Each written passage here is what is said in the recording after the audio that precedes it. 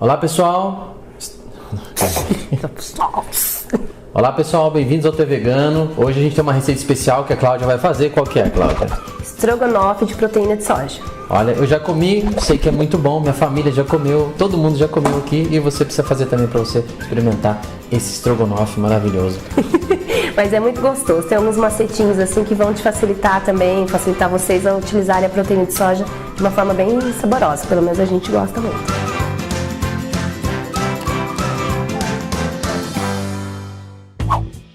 Então, nós vamos fazer um refogadinho aqui.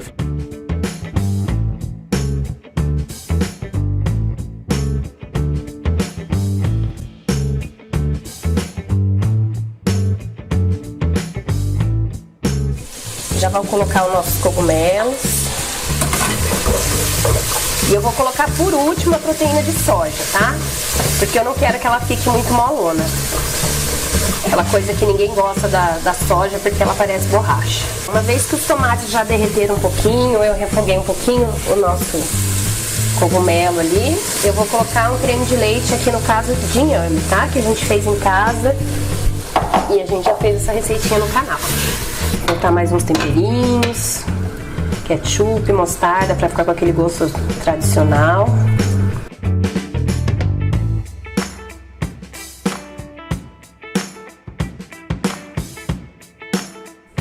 Molho de tomate, aqui eu gosto daquele com tomates pelados, que é mais saudável, mais saboroso. Fazendo de bastante, porque a receita fica muito gostosa. A gente não resiste. Lembrando, gente, que a soja eu deixei marinando do dia pra noite em água e shoyu, tá? Pra ela ficar bem temperada e depois eu enxuguei o excesso e deixei assando com azeite. Assando até ela quase se queimar. Aí ela fica firminha, tá? Ela fica bem gostosa. Aí a gente só testa o tempero e tá pronto.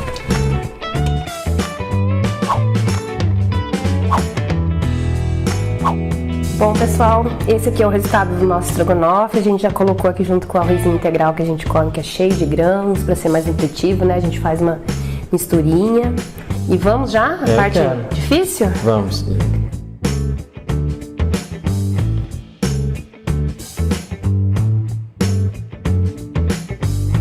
Uma dica assim, é cortar a proteína de soja bem pequenininha, para ela não ficar encharcada, que senão é aquela sensação de morder uma esponja, tá?